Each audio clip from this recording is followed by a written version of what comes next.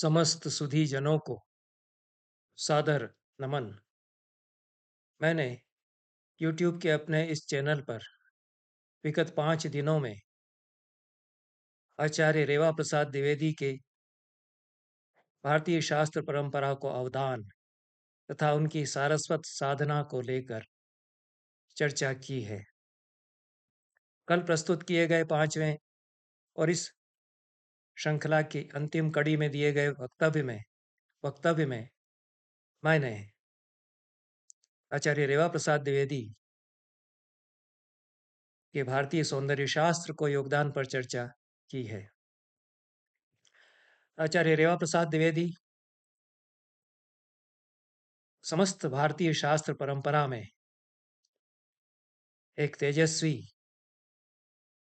नक्षत्र हैं, मौलिक और उद्भट विचारक तथा नवोन्मेष से संपन्न प्रातिभ ज्योति से युक्त वे मनीषी हैं। सौंदर्य शास्त्र को लेकर जैसा मैंने अपने उस वक्तव्य में कहा कि संस्कृत में आधुनिक काल में भी अनेक ग्रंथ लिखे गए, पर इनमें से 2 ग्रंथकार अपने मौलिक चिंतन से परंपरा की समझ के साथ प्रभावित करते हैं। उनमें से एक आचार्य रेवा प्रसाद द्विवेदी हैं और उनसे कुछ पहले आचार्य गोविंद चंद्र पांडे आते हैं। आचार्य रेवा प्रसाद द्विवेदी ने सौंदर्य पंचाशिका नाम से कारिका ग्रंथ सौंदर्य शास्त्र पर लिखा तथा कला समाधि और अन्य संस्कृत ग्रंथों में भी जो उनके शास्त्रीय ग्रंथ हैं सौंदर्य शास्त्र पर विचार किया और सौंदर्य का जो उन्होंने लक्षण किया है वह अपने आप में उनकी मौलिक उद्भावनाओं को प्रकट करता है। आचार्य गोविंद चंद्र पांडे एक मौलिक दार्शनिक हैं, भारतीय शास्त्र परंपरा के विलक्षण विद्वान भी हैं, पुरातत्व भारतीय इतिहास और संस्कृति के वे जाने माने विशेषज्ञों में से एक हैं। सौंदर्य दर्शन विमर्शः संस्कृत में उनकी पुस्तक है सौंदर्य शास्त्र पर। आचार्य रेवा प्रसाद द्विवेदी जहाँ अपनी जागरित प्रतिभा के द्वारा, स्पंदनशील प्रतिभा के द्वारा विश्व की अनेक विचारधाराओं से अनजाने में संवाद कर लेते हैं, गोविंद चंद पांडे जी ने पाश्चात्य दर्शन का भी अच्छा अध्ययन किया है और वे अनेक पाश्चात्य दार्शनिकों के मंतव्यों का परामर्श करते हुए भारतीय चिंतन परंपरा के नवसंधान के साथ सौंदर्य शास्त्र पर विमर्श अपनी इस पुस्तक में करते हैं।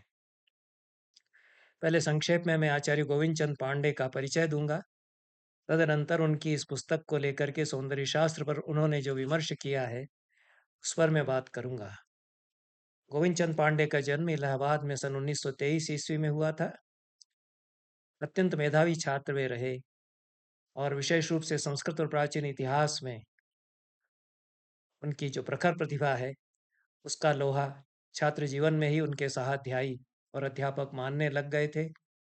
क्षेत्रेश चंद्र चट्टोपाध्याय जैसी 20वीं शताब्दी की विभूति से और प्रकांड पंडित से उन्होंने अध्ययन किया। चट्टोपाध्याय जी का आशीर्वाद और अनुग्रह उन्हें प्राप्त हुआ। स्नातकोत्तर उत्तीर्ण करके इलाहाबाद विश्वविद्यालय के ही प्राचीन इतिहास, संस्कृति और पुरातत्व विभाग में 1947 से 1957 तक वे प्राध्यापक रहे। 34 वर्ष की अवस्था में सन 1957 में गोरखपुर विश्वविद्यालय के प्राचीन इतिहास, संस्कृति और पुरातत्व विभाग में आचार्य अर्थात प्रोफेसर के पद पर वे नियुक्त हुए। यह अपने आप में एक विस्मयजनक बात है। 1957 में 34 वर्ष का युवा विद्वान विश्वविद्यालय में प्रोफेसर पद पर चयनित होता है। यह वह समय है जबकि कैरियर एडवांसमेंट की योजनाएं नहीं आई हैं और विश्वविद्यालय में आचार्य का पद पाना ऐसी सहज बात नहीं है। बड़े-बड़े मूर्धन्य पंडित लेक्चरर होकर के रिटायर्ड हुए, यह वह समय था। गोविंद चंद पांडे की प्रतिभा ऐसी उज्ज्वल थी कि उसको स्वीकारा गया। तत्पश्चात 1962 में वे राजस्थान विश्वविद्यालय जयपुर में टैगोर प्रोफेसर नियुक्त किए गए।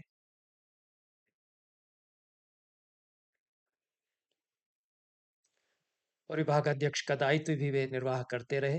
पर उसके पहले गोरखपुर विश्वविद्यालय में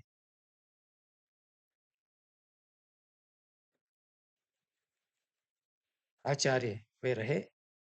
1962 में राजस्थान विश्वविद्यालय जयपुर में टैगोर प्रोफेसर नियुक्त किए गए और विभागाध्यक्ष का दायित्व भी वे निभाते रहे।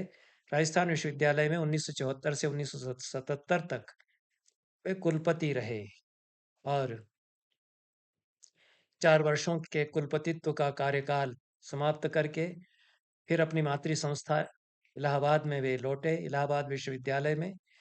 वहाँ पर भी कुलपति के रूप में उन्होंने कार्य किया और 1984 में वहाँ से वे सेवानिवृत्त हुए। सेवानिवृत्ति के पश्चात 1984-85 में काशी हिंदू विश्वविद्यालय में वे गायकवाड़ प्रोफेसर रहे। 1985 से 88 की अवधि में 3 वर्ष भारतीय इतिहास अनुसंधान परिषद के वे पहले नेशनल फेलो रहे।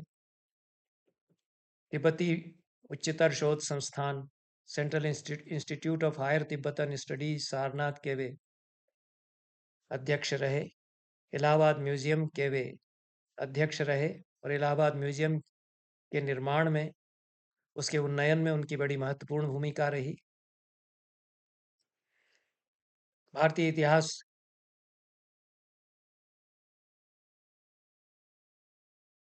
भारतीय विज्ञान के इतिहास, दर्शन और कल्चर, दर्शन और संस्कृति, भारतीय विज्ञान, दर्शन और संस्कृति के इतिहास पर जो बड़ी शोध योजना थी, उसमें भी वे संपादकीय सहायक रहे।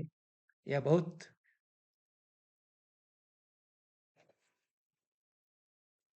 विश्वकोशात्मक कार्य रहा है, project in Indian history of science, philosophy and culture.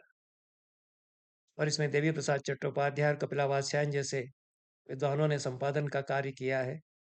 इससे गोविंद चंद पांडे जुड़े रहे और भारतीय उच्च अध्ययन संस्थान शिमला में भी वे अध्यक्ष रहे। गोविंद चंद पांडे हमारे समय के मौलिक चिंतकों में से एक हैं। वे उद्भट पंडित भी हैं और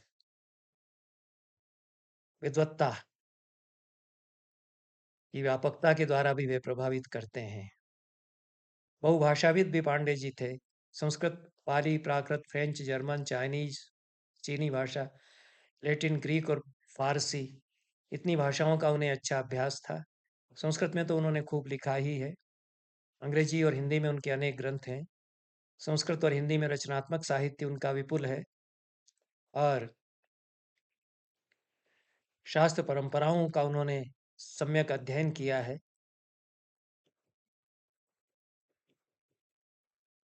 भारतीय परंपरा के सातत्य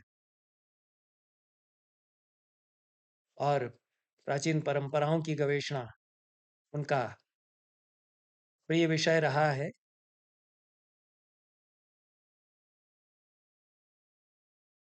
वे भारतीय शास्त्र परंपरा के एक मौलिक भाष्यकार हैं। हिंदी में उनकी जो पुस्तकें हैं उनमें बौद्ध धर्म के विकास का इतिहास, इस पुस्तक को जापान के बौद्ध दर्शन के जाने माने विद्वान नाकामुरा ने किसी भी भाषा में बौद्ध दर्शन पर सबसे अच्छा सुसंदर्भित ग्रंथ माना। भारतीय परंपरा के मूलस्वर, साहित्य, सौंदर्य और संस्कृति, भारतीय समाज, एक तात्विक और ऐतिहासिक विवेचन, वैदिक संस्कृति, मूल्य मीमांसा, शंकराचार्य विचार और संदर्भ इत्यादि उनके हिंदी में ग्रंथ हैं। और अद्वैत वेदांत और शंकराचार्य पर विशिष्ट अध्ययन के लिए वे जाने जाते हैं। इसके साथ ही बौद्ध दर्शन का उन्होंने बहुत अच्छा अभ्यास किया। अपोह सिद्धि और न्याय बिंदु जैसे ग्रंथों का न केवल उन्होंने अच्छी तरह संपादन करके प्रकाशन कराया, बल्कि अंग्रेजी में अनुवाद भी इन ग्रंथों के किए। और हिंदी अनुवाद भी उन्होंने इन ग्रंथों के किए। अंग्रेजी में studies in origin of Buddhism, यह उनका अत्यंत ही महत्वपूर्ण ग्रंथ है। और कितनी सूक्ष्म दृष्टि से उन्होंने बौद्ध धर्म और दर्शन के विकास का अध्ययन किया है। और केवल भारतवर्ष में ही नहीं, अंतर्राष्ट्रीय स्तर पर उनके ये ग्रंथ सराहे गए। Journal of German oriental society ने अपने 1961 के सर्वेक्षण में विगत 20 वर्षों में इस विषय पर लिखे गए ग्रंथों में इसको सर्वश्रेष्ठ घोषित किया। फाउंडेशंस ऑफ इंडियन कल्चर 2 खंडों में उनका पुस्तक है। भारतीय परंपराओं और भारतीय संस्कृति के उत्थान और विकास का लेखा जोखा यह पुस्तक प्रस्तुत करती है। The history of Indian science, philosophy and culture, पहला खंड, यह उन्होंने संपादित किया। Life and thought of Shankaracharya, उनका शंकराचार्य पर अंग्रेजी में ग्रंथ है, और गोपीनाथ कविराज पर भी उनकी पुस्तक है। Meaning and process of culture, यह संस्कृति पर उनका महत्वपूर्ण अध्ययन है। हिंदी में उनके अनेक काव्य संग्रह हैं। अग्निबीज, क्षण लक्षण, हंसिका और जया। संस्कृत में भागीरथी नाम से उनका कविता संग्रह छपा। इस पर मैंने चर्चा की है। हमारे समय के भारतीय साहित्य के वे एक अच्छे कवि अपनी संस्कृत कविता के द्वारा साबित होते हैं। भक्ति दर्शन विमर्शः, सौंदर्य दर्शन विमर्शः, एकम सद विप्रा बहुधा वदन्ति, एकम सत विप्रा बहुधा वदन्ति, ये 3 उनकी छोटी-छोटी पुस्तकें संस्कृत में हैं, जो भक्ति दर्शन, सौंदर्य दर्शन और अद्वैत तत्व का विवेचन करती हैं। भागीरथी में 250 संस्कृत कविताएं उनकी हैं। अत्यंत ही कल्पनाशील और सूक्ष्मदर्शी, प्रतिभा संपन्न कवि के रूप में भागीरथी के द्वारा पांडे जी ने अपने आप को स्थापित किया है।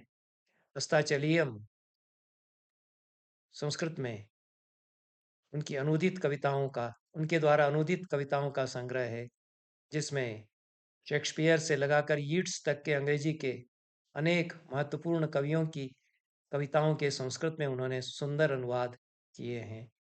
बहुत बड़ा कार्य जो 20वीं शताब्दी के भारतीय विद्या के क्षेत्र में अत्यंत ही महत्वपूर्ण कार्यों में से एक माना जाता है, वह पांडे जी के द्वारा किया गया संपूर्ण ऋग्वेद का 10 खंडों में अनुवाद है, जो कि टिप्पणियों और सायण भाष्य आदि के आधार पर आधारित टिप्पणियों सहित अनुवाद उन्होंने किया है। अनेक सम्मान पांडे जी को मिले। पद्मश्री भी उनको प्राप्त हुई तथा सरस्वती सम्मान उनको संस्कृत कविता के लिए भागीरथी पर प्रदान किया गया। भारतीय परंपरा के मूलस्वर इस पुस्तक पर शंकर पुरस्कार उनको मिला, और मंगला प्रसाद पुरस्कार उनको साहित्य, सौंदर्य और संस्कृति पुस्तक पर प्राप्त हुआ। अन्य अनेक पुरस्कार भी उनको प्राप्त हुए। विदेशों में अनेक यात्राएं उन्होंने की तथा अंतर्राष्ट्रीय स्तर पर उनकी महत्ता, उनकी प्रतिभा और उनकी विद्वत्ता को सराहा गया। 12 मई 2011 के दिन राष्ट्रीय संस्कृत संस्थान तथा भारतीय दार्शनिक अनुसंधान परिषद के संयुक्त तत्वावधान में बुद्ध जयंती स्मृति व्याख्यान उन्होंने प्रदान किया था। कदाचित यह अंतिम उपस्थिति पब्लिक प्लेटफॉर्म पर उनकी थी, और अद्भुत व्याख्यान रिनपोछे जी के व्याख्यान की अध्यक्षता करते हुए उन्होंने दिया था। आचार्य गोविंद चंद पांडे का सौंदर्य दर्शन विमर्श संपूर्णानंद संस्कृत विश्वविद्यालय वाराणसी के प्रकाशन संस्थान से प्रकाशित है। 3 अध्याय इस ग्रंथ में हैं। सौंदर्य शास्त्र स्वरूपालोचनम इस शीर्षक से पहला अध्याय, सौंदर्य दर्शन विमर्श है यह दूसरा अध्याय, और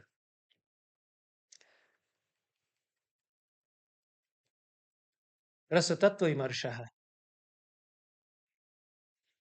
ये तीसरा अध्याय है। पांडे जी का मत है कि जर्मनी के विद्वान बाउमगार्टन द्वारा एस्थेटिक नाम से इस शास्त्र का 18वीं शताब्दी में जो प्रवर्तन किया गया, तदनंतर सौंदर्य शास्त्र शब्द भारतीय भाषाओं में एस्थेटिक्स के अनुवाद के रूप में चल पड़ा। पर संस्कृत भाषा में सौंदर्यवाचक शब्दों की कमी नहीं है। अनेक पर्यायवाची शब्द हैं सौंदर्य के, और भामा ने सौंदर्य शब्द का प्रयोग काव्य अलंकार में किया है। कालिदास ने तो सौंदर्य शब्द का प्रयोग करते हुए सौंदर्य शास्त्र संबंधी अनेक महत्वपूर्ण विचार प्रकट किए ही हैं।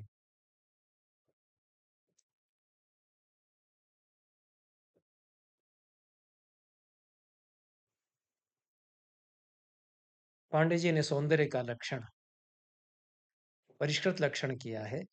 आस्वाद्यो ज्ञान मात्रेण विमृश्यश्च स्वरूपतः आकारगतोत्कर्षस्तत् सौंदर्यमभिधीयते। इसमें सौंदर्य के सारे ही पक्ष उन्होंने समेट लिए हैं। यह सुचिंतित लक्षण है।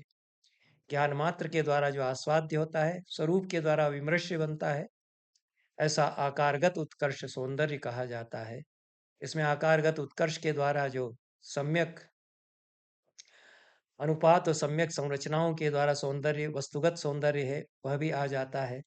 विमृश्य और आस्वाद्य के द्वारा उसका ज्ञान रूप और आस्वाद्य रूप भी समाहित हो जाता है। 129 कारिकाएं सौंदर्य दर्शन विमर्श में हैं। सौंदर्य शास्त्र को उन्होंने एक स्वतंत्र शास्त्र के रूप में पहली बार संस्कृत परंपरा में इस ग्रंथ के द्वारा स्थापित किया, और उन्होंने यह प्रस्तावित किया कि सौंदर्य शास्त्र एक स्वतंत्र शास्त्र भी स्वीकार किया जाना चाहिए।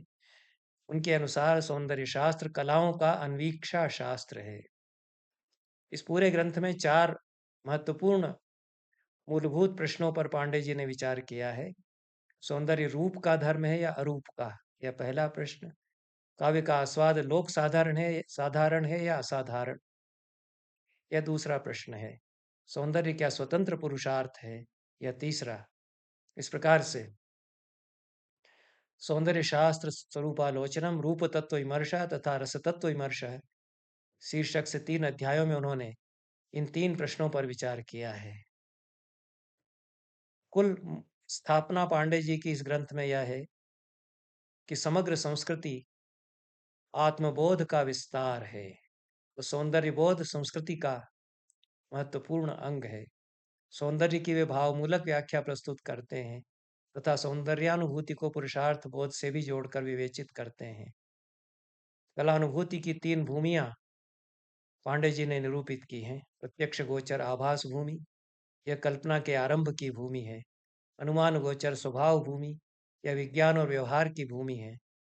तीसरी साक्षात परामर्श गोचर आत्मभूमि, प्रत्यक्ष अनुमान और साक्षात्कार तथा परामर्श और स्वरूप विश्रांति, ये 3 भूमिकाएं क्रमशः एक के बाद उत्तरोत्तर आरोहण को सूचित करती हैं।